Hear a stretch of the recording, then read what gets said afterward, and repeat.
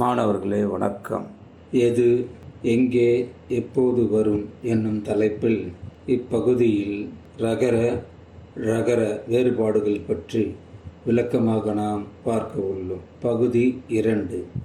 இனி இக்காணொளியில் ரகர ழகர என்னும் இவ்வெழுத்துக்களின் பெயர்களை பற்றி பார்க்க உள்ளோம். அடுத்ததாக அவ்வெழுத்துக்களை உச்சரிக்கும் முறைகள் பற்றி நாம் விளக்கமாக பார்க்க உள்ளோம். மேலும் இறுதியாக அவை எங்கே எப்போது வரும் அல்லது எங்கே எப்போது வாரா என்பதை பற்றியும் எடுத்துக்காட்டுகளுடன் விளக்கமாகவும் தெளிவாகவும் நாம் பார்க்க உள்ளோம். முதலில் எழுத்துக்களின் பெயர்களை பற்றி பார்ப்போம். இந்த ரகரத்தை, அதாவது இடையின ரகரத்தை இடையின ரகரம் என்றும் சின்ன ரகரம் என்றும் பொதுவாக அழைப்பார்கள். அடுத்ததாக வல்லின ரகரம். இந்த ரகரத்தை வல்லின ரகரம் என்றும் பெரிய ரகரம் என்றும் அழைப்பார்கள். இவற்றை உச்சரிக்கும் முறைகள்: மேல் எண்ணத்தின் முதல் பகுதியை நாக்கு தொடும்போது பிறக்கிறது இந்த இடையின ரகரம். இந்த இடையின ரகரம் மேல் அன்னத்தின் முதற் பகுதியை, அதாவது மேல் அன்னத்தின் முதற் பகுதியை நாக்கு தொடும்போது பிறக்கிறது. அவ்வாறே வல்லின ரகரம் மேல் அன்னத்தின் நடுப்பகுதி நாக்கு தொடும்போது, மேல் அன்னத்தின் நடுப்பகுதி, அதாவது இங்கு இந்த வல்லின ரகரம் நடுப்பகுதியை தொடுகிறது. அந்த நடுப்பகுதியை நாக்கு தொடும்போது பிறக்கிறது. இதுதான் சுருக்கமாக நாம் இங்கு சொல்ல வேண்டிய பிறக்கின்ற முறைகள். இனி வரும் காணொளிகளில் ரகரம் மற்றும் ரகரம் என்னும் எழுத்துக்கள் எங்கே, எப்படி, எப்போது வரும் என்பதை விளக்கமாக பார்ப்போம். 1. தமிழ் சொற்களின் முதல் எழுத்துக்களாக இந்த 2, அதாவது ரகரம் ரகரம் என்னும் 2 எழுத்துக்களும் அவற்றினுடைய வரிசை எழுத்துக்களான ர ரா ரி ரி என்னும் எழுத்துக்களும் ஒருபோதும் வாரா. எனவே இந்த எழுத்துக்கள் சொற்களில் முதல் எழுத்துக்களாக தமிழில் வாரா. 2. அவற்றுள் இடையின ரகரம் மட்டும் வடமொழி சொற்களிலும் பிறமொழி சொற்களிலும் வரும். அவற்றுள், அதாவது பிறமொழி சொல்லாக இருந்தாலும் வடமொழி சொல்லாக இருந்தும் இடையின ரகரம் வரும். அப்படி அது வரும்போது அந்த சொற்களுக்கு முன்னால் அகரம் அல்லது ஈகரம் அல்லது உகரம் என்னும் 3 எழுத்துக்களில் ஏதேனும் ஒரு எழுத்தை இட்டு எழுதுவார்கள். அதுதான் தமிழ் மரபு. எனவே பிற மொழி சொற்களில், வடமொழி உள்ளிட்ட பிற மொழி சொற்களில் முதல் எழுத்துக்களாக ரகரம் வரும், இடையின ரகரம் வரும்.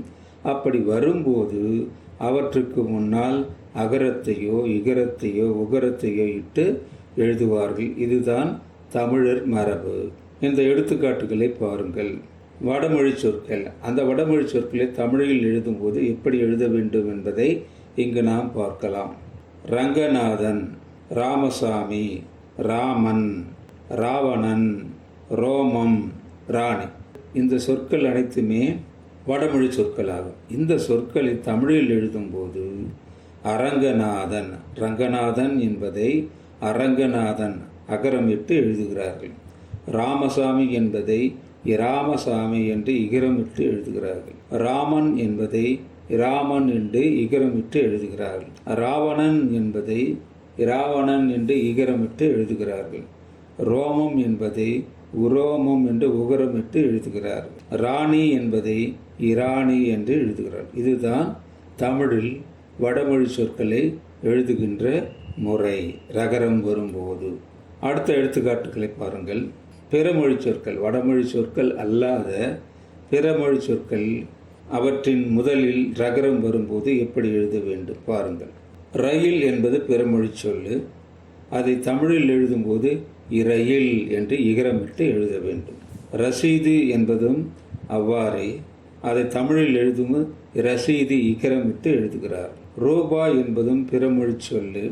அதை தமிழில் எழுது உருபாய் என்று எழுதுகிறார்கள். ரோம் நகரம் என்பது பிறமொழி சொல். அதை தமிழில் எழுதும்போது உரோம் நகரம் என்று எழுதுகிறார். ரோஜா என்பதும் பிறமொழி சொல்லி, அதை தமிழில் எழுதும்போது ரோஜா என்று எழுதுகிறார். இரத்தம் என்பது பிறமொழி சொல்தான், அதை தமிழிலிருந்து இரத்தம் என்று எழுதுகிறார். இந்த எழுத்துக்களுக்கு முன்னால் எகரமோ அகரமோ உகரமோ இட்டு எழுதினாலும் உச்சரிக்கும் போது அந்த எழுத்துக்களின் ஒலிகள் குறைந்துதான் அந்த சொற்களின் முன் ஒலிக்கும். ரகரத்தை முதலில் இட்டு எழுதுகின்ற மரபு தமிழர்களின் மரபு இல்லை என்பதை நாம் இங்கு அறிய வேண்டும். 3. பிறமொழி சொற்களின் இடையிலும் இறுதியிலும் ரகரங்கள் வரும்போது அந்த இடங்களில் எல்லாம் இந்த இடையின ரகரத்தை இட்டுத்தான் தமிழில் எழுதுவார்கள். அதாவது பிறமொழி சொற்கள் அந்த சொற்களில் முதலில் அல்லாமல் இடையிலும் இறுதியிலும் ரகரங்களும் வரும் அல்லமா, அந்த பிறமொழி சொற்களை தமிழில் எழுதும்போது அங்கு வருகின்ற ரகரம், அந்த ரகரத்துக்கு பதிலாக தமிழில் உள்ள இடையின ரகரத்தை தான் இட்டு எழுதுவார்கள். ஒருபோதும் வல்லின ரகரத்தை இட்டு எழுத மாட்டார்கள். ஏனென்றால் தமிழில் உள்ள ரகரம், வல்லின ரகரம் பிற மொழிகளில் பொதுவாக இல்லை. எனவே பிற மொழியில் உள்ள ரகரங்களை எழுதும்போது அந்த இடையின ரகரத்தை தான் தமிழில் எழுதுவார்கள் என்பதை இங்கு நாம் கவனமாக விளக்கிக் கொள்ள வேண்டும். இந்த எடுத்துக்காட்டுகளை பாருங்கள். பிறமொழி சொற்கள். கார் என்பதில் இடையின ரகரம் வந்துள்ளது. டயர் என்பதிலும் இடையின ரகரம் வந்துள்ளது. டாக்டர் என்பதிலும் இடையின ரகரம் வந்துள்ளது. பிராமணர் என்று சொல்லும்போது இடையின ரகரம் வந்துள்ளது. அலமாரி என்று சொல்லும்போது இடையின ரகரம் வந்துள்ளது. கரம் என்பதிலும் இடையின ரகரம் வந்துள்ளது. இவ்வாறு பிறமொழி சொற்களை தமிழில் எழுதும்போது அந்த சொற்களில் இடையிலோ அல்லது இறுதியிலோ ரகரம் வந்தால் அந்த ரகரத்தை தமிழில் உள்ள இடையின ரகரத்தோடு தான் பொருத்தி எழுதுவார்கள். வல்லின ரகரத்தோடு ஒருபோதும் எழுத மாட்டார்கள் என்பதை இங்கு நாம் விளக்கமாக அறிந்து கொள்ள வேண்டும். அடுத்ததாக 4. தமிழ் சொற்களின் இறுதியில் இர் என்னும் இடையின ரகரம் வரும். ஆனால் ஒருபோதும் இர் என்ற வல்லின ரகரம் வரவே வராது. அதாவது தமிழ் சொற்களின் இறுதி எழுத்தாக இடையின ரகரம் வரும், ஆனால் வல்லின ரகரம் ஒருபோதும் வரவே வராது. இந்த எடுத்துக்காட்டுகளை பாருங்கள். பெயர் சொற்களின் இறுதியில் இடையின ரகரம் வந்துள்ளதை பார்க்கலாம். மலர், பலர், தேர், ஊர் என்னும் சொற்களின் இறுதியில் இடையின ரகரங்கள் வந்துள்ளன. அவ்வாறு வினைச்சொற்கள், அந்த வினைச்சொற்களின் அடிச்சொற்களிலும் பாருங்கள். பார், வளர், படர், முகர் என்னும் இந்த வினைச்சொற்களின் இறுதியிலும் இடையின ரகரம் வந்திருக்கிறது. ஆனால் ஒருபோதும் வல்லின ரகரம் வராது. இந்த வினைச்சொற்கள் தான் மறுபடியும் விரிந்து வரும்போது பார்த்தான், வளர்ந்தது, படர்ந்தது, முகர்ந்தான் என்று வரும். அப்பொழுதும் அங்கிருக்கின்ற இடையின ரகரம் ஒருபோதும் மாறவே மாறாது. 5. பலர்பால் விகுதிகளாக அர் ஆர் வரும்போது அவற்றில் வரும் ரகரம், அதாவது இடையின ரகரம், அந்த இடையின ரகரமாகத்தான் இருக்கும். பலர்பாலின் இறுதி எழுத்தாக ரகரம் வரும், அதாவது இடையின ரகரம் வரும். அந்த இடையின ரகரம் எப்போதுமே இடையின ரகரமாகத்தான் இருக்கும், ஒருபோதும் வல்லின ரகரமாக இருக்காது. எடுத்துக்காட்டுகளை பாருங்கள். அவற்றிலும் பெயர் சொற்கள், வினை சொற்கள் பற்றி நாம் பார்க்க உள்ளோம். அவர், அவர்கள், ஆசிரியர், தலைவர்கள். அவர், அவர்கள், ஆசிரியர்கள், தலைவர்கள். இந்த சொற்களில் இறுதி எழுத்துக்களாக அல்லது இடையில் இந்த இடையின ரகரங்கள் வந்திருப்பதை பார்க்கலாம். மேலும் அவற்றின் வினைச்சொற்கள் வரும்போதும் இந்த இடையின ரகரங்கள் தான் வரும். பாருங்கள். வந்தார், வந்தார்கள், இருக்கிறார், இருக்கிறார்கள், மகிழ்ந்தனர். எனவே பலர்பால் விகுதிகளாக வருகின்ற அர் ஆர் வரும்போது அவற்றின் இறுதி எழுத்து எப்போதுமே இடையினர் அகரமாக இர்ராகத்தான் இருக்கும் என்பதை இங்கு நாம் கவனத்தில் கொள்ள வேண்டும். 6. தமிழில் இன் என்னும் இருசுழி நகரம். தமிழில் இன் என்னும் இருசுழி நகரம் எழுத்தை எடுத்து இர் என்ற வல்லினர் அகரம் வரும். ஏனென்றால் இருசுழி நகரமும் வல்லினர் அகரமும் இன எழுத்துக்களாகும். இரண்டுமே ஒரே இனத்தை சார்ந்த எழுத்துக்களாகும். பிறக்கின்ற இடங்கள் ஒன்றாக இருக்கும் என்பதால் அவற்றை இன எழுத்துக்கள் என்று சொல்வார். எனவே இன எழுத்தை தொடர்ந்துதான் அந்த வல்லின் நகரம் வரும். ஆனால் இர் என்னும் இடையினர் அகரம் ஒருபோதும் அங்கு வரவே வராது. பாருங்கள், குன்றம், இங்கு குன்றம் இன்றம் அப்படின்னு வரும். அங்கு வருகின்ற இன் என்பது இருசுழி நகரமாக இருப்பதை பார்க்கலாம். அதை அடுத்து வல்லினர் அகரம் வந்திருக்கிறது. அவ்வாறே மன்றம் என்பதை எடுத்துக்காட்டாகவும் சொல்லலாம், கன்று என்பதை எடுத்துக்காட்டாக சொல்லலாம், நன்றி என்பதையும் எடுத்துக்காட்டாக சொல்லலாம், இறுதியாக பன்றி என்பதை கூட எடுத்துக்காட்டலாம். எனவே இருசுழி நகரங்களை அடுத்து வல்லினர் அகரம் வரும். ஆனால் ஒருபோதும் இடையினர் அகரம் அங்கு வராது. மேலும் வினை சொற்களாக வரும்போதும் கூட அவ்வாறு தான் வரும். சென்றான், இங்கு இருசுழி நகரம் வந்திருக்கிறது, அதை எடுத்து வல்லினர் அகரம் வந்திருக்கிறது. நின்றனர், தின்றனர் இவற்றை கூட அதற்கு எடுத்துக்காட்டுகளாக நாம் சொல்லலாம். எனவே இருசுழி நகரத்தை அடுத்து வல்லின ரகரம் வரும். ஒருபோதும் இடையினர் அகரம் அங்கு வராது என்பதை இங்கு நாம் கவனிக்க வேண்டும். 7. இர் என்பது தன் உயிர்மெய் எழுத்துக்களுடன் சேர்ந்து வரும். ஆனால் இர் என்பது அப்படி வராது. அதாவது வல்லினர் அகரம் என்பது வல்லினர் அகரமான இர் என்பது தன்னுடைய உயிர்மெய் எழுத்துக்கள் ர ரா ரி ரி என்னும் தன்னுடைய உயிர்மெய் எழுத்துக்களுடன் சேர்ந்து வரும். ஆனால் இடையினர் அகரமான இர் அப்படி தன்னுடைய எழுத்துக்களுடன் சேர்ந்து வராது. சுற்றம் என்பதில் இர் ரா, அதாவது வல்லினர் அகரத்தை எடுத்து அதனுடைய இணை எழுத்தான ரகரம் வந்திருப்பதை பார்க்கலாம். அவ்வாறு பெற்றம் என்பதையும் குற்றம் என்பதையும் வெற்றி என்பதையும் முற்றம் என்பதையும் எடுத்துக்காட்டுகளாக சொல்லலாம். மேலும் புற்று என்பதும் வெற்றார் என்பதும் பெற்றார் என்பதும் பற்றினான் என்பதையும் இந்த வினை சொற்களை கூட அவற்றுக்கு எடுத்துக்காட்டுகளாக சொல்லலாம். மேலும் பாருங்கள், இடையினர் அகரமாக இர் வரும்போது அந்த எழுத்தை எடுத்து பிற மெய்யெழுத்துக்கள், அதாவது ஒற்றெழுத்துக்கள் வரும். ஆனால் வல்லினர் அகரம் வந்தால், சொற்களின் இடையில் வல்லினர் அகரம் வந்தால் அதை எடுத்து ஒருபோதும் ஒற்றெழுத்து என்று சொல்லக்கூடிய மெய்யெழுத்து வரவே வராது. பாருங்கள், வளர்ச்சி, இங்கு இர்ரை எடுத்து இச்சு வந்துள்ளது. மலர்ந்தது, இங்கு இர்ரை எடுத்து இன் வந்துள்ளது. சேர்ந்தனர், இங்கும் இர்ரை எடுத்து இன் வந்துள்ளது. தேர்ச்சி, இங்கு இர்ரை எடுத்து இச்சு வந்துள்ளது. மலர்ச்சி, இங்கும் இச்சு வந்துள்ளது. தளர்ச்சி, இச்சு வந்துள்ளது. விற்பனை, அதாவது வல்லெழுத்து, வல்லெழுத்தான இர் இங்கே வந்திருப்பது. அந்த வல்லெழுத்தை அடுத்து எந்த ஒற்றெழுத்தும் மெய்யெழுத்தும் வரவில்லை என்பதை பார்க்கலாம். விற்பனை. முயற்சி, இங்கு இருக்கு அடுத்து எந்த மெய்யெழுத்தும் வரவில்லை. கற்கண்டு, இங்கும் மெய்யெழுத்து வரவில்லை. கற்சிலை, மெய்யெழுத்து வரவில்லை. சிற்பம், மெய்யெழுத்து வரவில்லை. கற்பு, மெய்யெழுத்து வரவில்லை. ஆகவே இடைநிலை அகரம் வந்தால் அதை அடுத்து ஒற்றெழுத்து என்று சொல்லக்கூடிய மெய்யெழுத்து வரும். ஆனால் வல்லினர் அகரம் வரும்போது ஒருபோதும் ஒற்றெழுத்து என்று சொல்லுகின்ற மெய்யெழுத்து வரவே வராது. 9.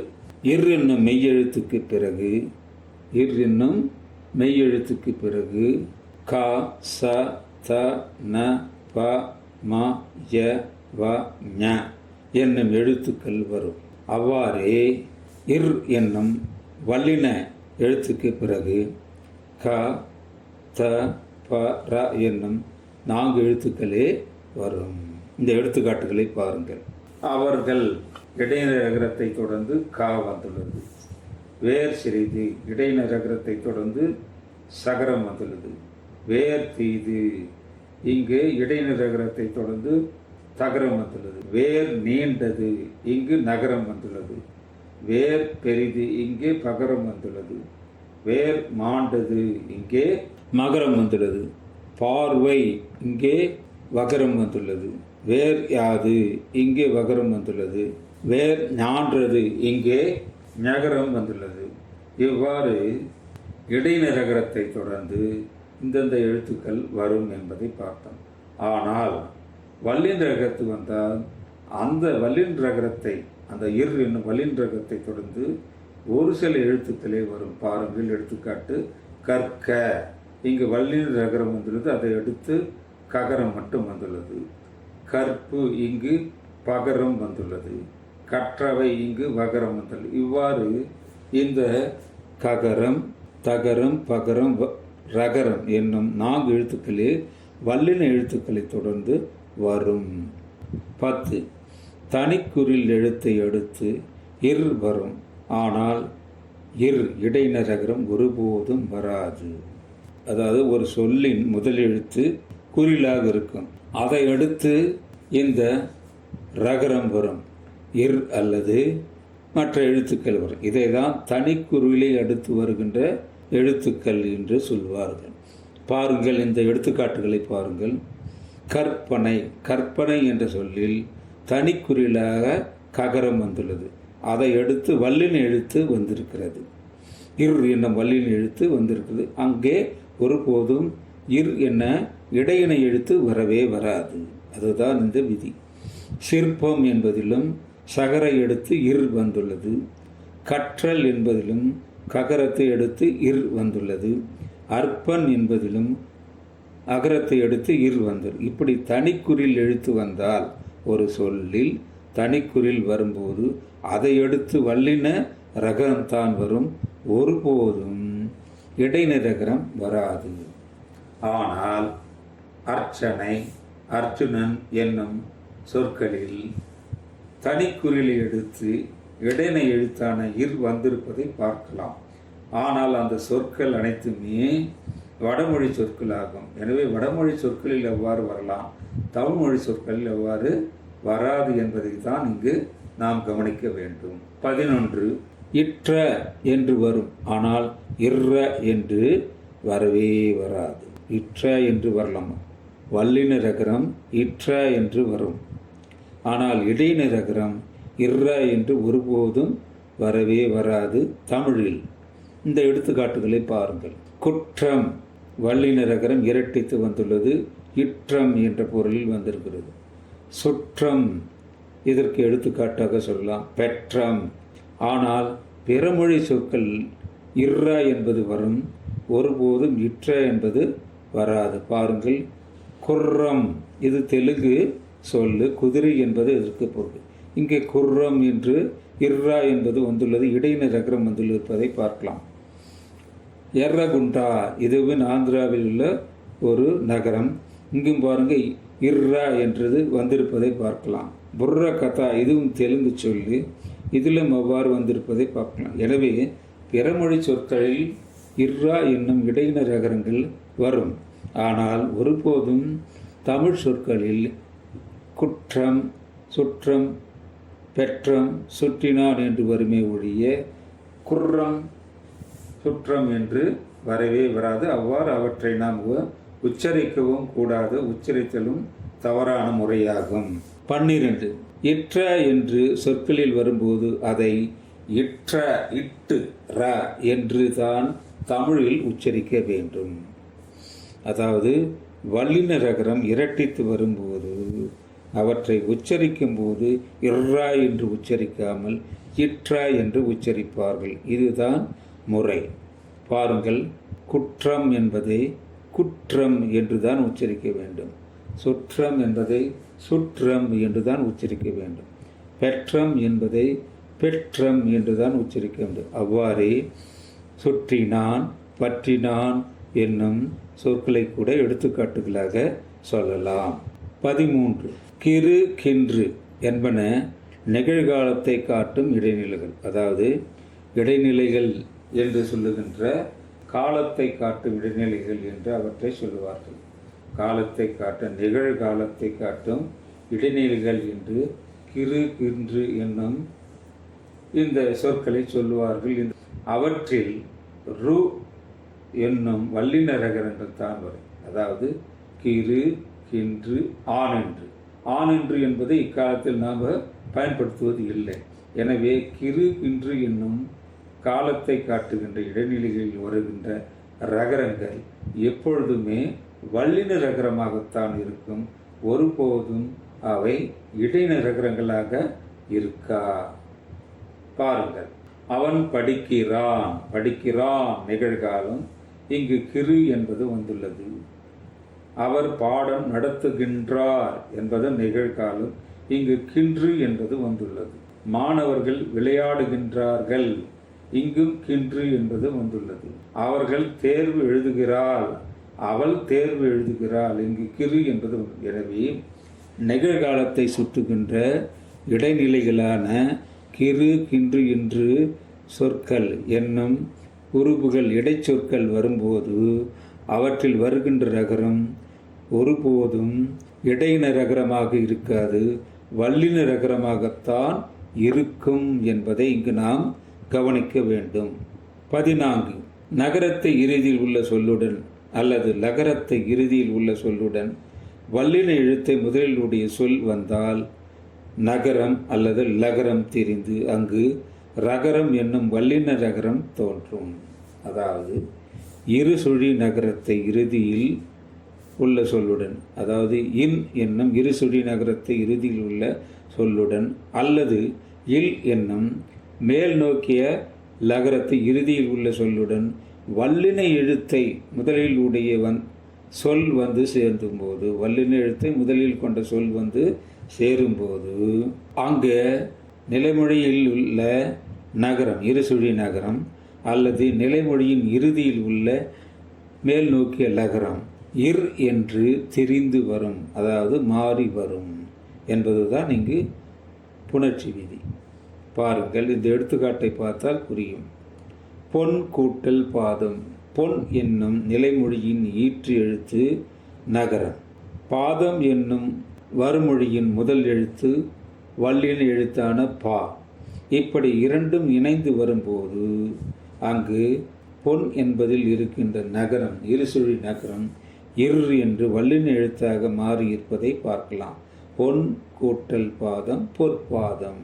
அவ்வாறே அவன் கூட்டல்கு அவர்க்கு. இக்காலத்தில் அவனுக்கு என்று எழுதுவார்கள். பழங்காலத்தில் செய்யுளும் இவ்வாறு இருக்கும். அவன் கூட்டல்கு அவர்க்கு, அவன் கூட்டல்கு அவர்க்கு. எங்கும் பாருங்கள், அவன் என்னும் இருசுழி நகரம் நிலைமொழியின் ஈற்றில் வந்துள்ளது. வருமொழியின் முதலில் கு என்பது வந்துள்ளது, வல்லின எழுத்து வந்துள்ளது. இப்படி வந்து சேரும்போது அவர்க்கு என்று ரகரம் வந்திருப்பதை நாம் பார்க்கலாம். அவ்வாறே பல் கூட்டல் பொடி பற்பொடி. இந்த சொல்லில் பல் என்பது நிலைமொழியின் ஈற்றெழுத்து மேல் நோக்கிய லகரமாக இருக்கிறது. வருமொழியின் முதல் எழுத்து பகரமாக வல்லின எழுத்தாக இருக்கிறது. அப்படி வரும்போது பற்பொடி, இங்கே லகரம் ரகரமாக மாறியது என்று பொருள். அவ்வாறு கற்சிலை. கல் என்பதில் இறுதி எழுத்து நிலைமொழியின் இறுதி எழுத்து லகரம் வந்துள்ளது.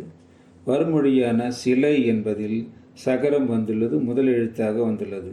எனவே இந்த இரண்டும் இணையும் போது கற்சிலை என்று வருகிறது. இங்கு லகரம் ரகரமாக மாறியது என்று பொருள். 15. பொதுவாக 2 ரகரம் வரும் சொற்கள் சிறந்த உயர்வான கருத்துக்களை சொல்லும். பொதுவாகத்தான் எல்லாவற்றுக்கும் இந்த விதி பொருந்தாது. ரகரம் என்னும் வல்லின் ரகரம் வருகின்ற சொற்கள் சிறப்பு இல்லாத பொருளை தருவதாகவே இருக்கும். பாருங்கள், எடுத்துக்காட்டை பாருங்கள். அருமை என்பதில் இடையின ரகரம் வந்திருக்கிறது. பெருமை இடையின ரகரம் வந்திருக்கிறது. உயர்ந்த இடையின ரகரம் வந்திருக்கிறது. கருத்து இடைநிரகரம் இருந்தது. பெரிய இடைநிரகரம் வந்திருப்பது. ஆனால் சிறுமை என்பதில் வல்லினரகரம் வந்திருக்கிறது. குறைந்த என்பதில் வல்லினரகரம் வந்திருக்கிறது. சிறுத்த என்பதிலும் வல்லினரகரம் வந்திருக்கிறது. ஒருத்தல் என்பதிலும் வல்லினரகரம், சிறிய என்பதிலும் வல்லினரகம். இந்த சொற்கள் அனைத்துமே சிறப்பில்லாத சொற்களாக இருப்பதை பார்க்கலாம். முன்பு சொன்ன அருமை, பெருமை, உயர்ந்த, கருத்து, பெரிய என்னும் சொற்கள் சிறப்பான சொற்களாக, உயர்வான சொற்களாக இருப்பதை பார்க்கலாம். இவ்வாறாக பொதுவாக ரகரம் வரும் சொற்கள் சிறந்த உயர்வான கருத்துக்களை சொல்லும். ரகரம் என்ற வல்லினரகரம் வரும் சொற்கள் சிறப்பு இல்லாத கருத்துக்களை, உணர்வுகளை வெளிப்படுத்துவதாக இருக்கும். மேலும் பெரிய என்பதில் சிறிய ரகரம் வரும், சிறிய என்பதில் பெரிய ரகரம் வரும். இதையும் நாம் கவனிக்க வேண்டும். பெரிய என்ற சொல்லில் சிறிய ரகரம் இருக்கும், சிறிய என்ற சொல்லில் பெரிய ரகரம் இருக்கும்.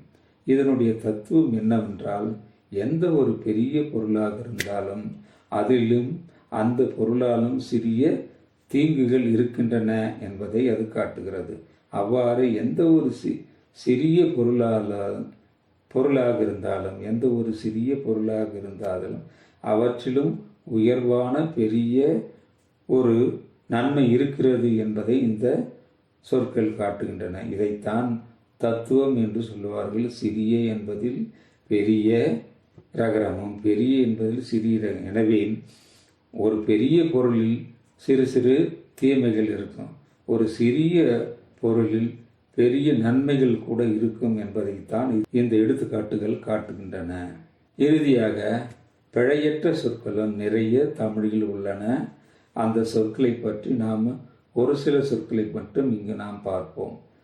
கரை என்பது கடற்கரையை குறிக்கும். கரை என்பது கரைவடைந்த கைகளை குறிக்கும். அரி என்பது திருமாலை குறிக்கும். அறிதல் என்ற கற்செய்தல் என்ற பொருளில் அது வரும். தரித்தல் என்பது அணிந்து கொள்ளுதல் என்ற பொருளை தரும். தரித்தல் என்பது வெட்டுதல் என்பதை சரிக்கும். இலைத்தழைகளை தரித்தான் என்று சொல்லும்போது அப்படி வரும். பாறை என்பது கடப்பாறை என்ற இதை குறிக்கும். பாறை என்பது சிறு குன்றை கூட கற்பாறை என்று சொல்கிறார்கள், சிறு குன்றுகளை குறிக்கும். கரி என்பது யானை அடுப்பு கரியை குறிக்கும். கரி என்பது காய்கறிகளை குறிக்கும், மிளகையும் குறிக்கும். சிறை என்பது சிறைத்தல், அதை முடியை நீக்குதல் என்று அதுக்கு பொருள், அதை குறிக்கும். சிறை என்று சிறைச்சாலையை குறிக்கும். பொறி என்பது நெற்பொறியை குறிக்கும். பொறி என்றது கருவியை குறிக்கும். பறவை என்பது கடலை குறிக்கும். பறவை என்பது பறக்கும் பறவைகளை அது குறிக்கும். இவ்வாறாக ரகரங்கள் வரும் பல சொற்கள் தமிழில் உள்ளன.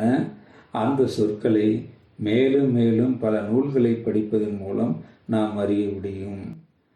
மேலும் மேலும் பல நூல்களை படிப்பதன் மூலமாகத்தான் அறிய முடியுமே ஒழிய நாம் தனியாக அறிய முடியாது.